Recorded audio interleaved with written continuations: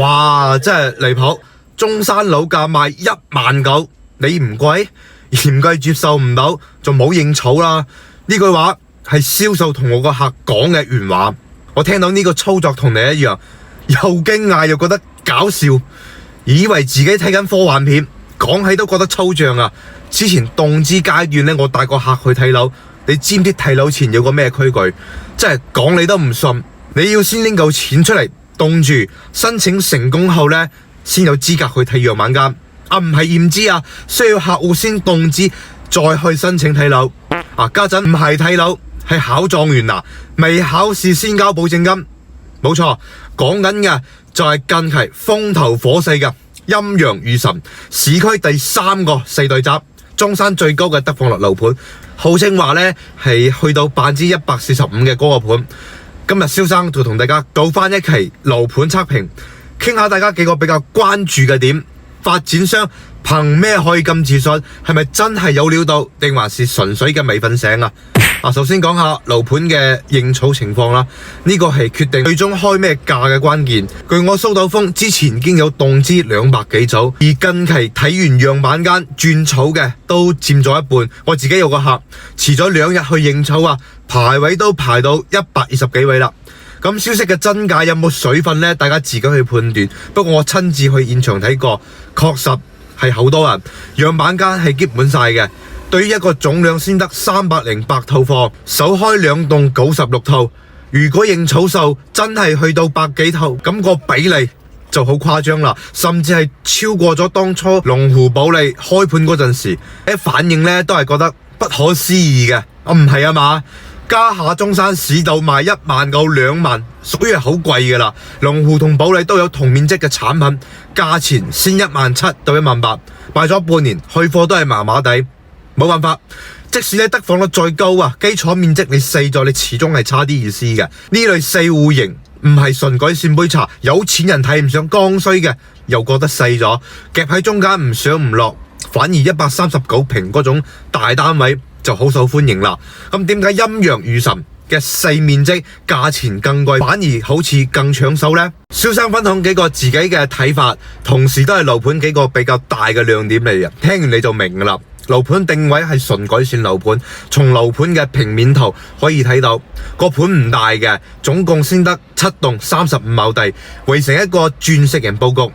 雖然係所有世代宅入邊佔地最細，但佢嘅樓間距偏偏最闊落，而且將個視野最好、最清靜嘅位全部留俾啲細單位，特別係前排位啊！即使你係低樓層，都有唔錯嘅採光同景觀俾到你。景觀無遮擋，可以睇到河景，高層望到山景，大家感受一下。另外，交付標準同建築品質有進一步提升。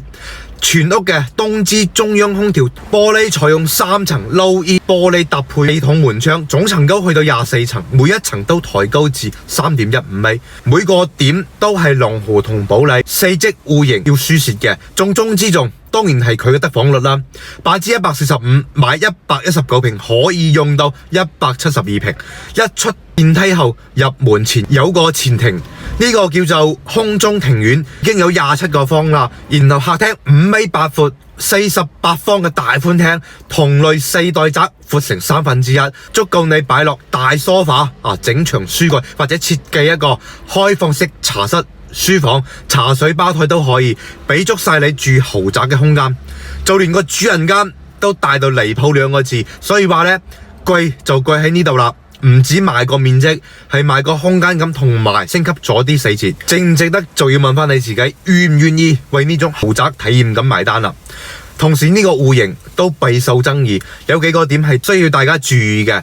話145%嘅得房率，其實係包埋入門前呢個20幾個方嘅前庭，其中有一部分同樓上係錯層，形成一個挑高6米嘅小露台，呢個位根本係封唔到嘅，包括主人間嘅空中露台都係一樣。到時落大雨打颱風實會飄雨，冇辦法去擺鞋櫃放啲雜物，後期自己要搭個半封頂，又係一筆錢。入到去個廳大係大，不過你要犧牲咗陽台嘅外部空間，發展商到時交樓呢係直接幫你封好嘅。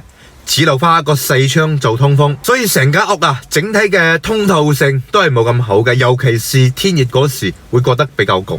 仲有工位同主人間嘅空中露台，個工位擺到好遠，每次上廁所都要穿過成個廳行到另一邊，動線上就冇咁就手。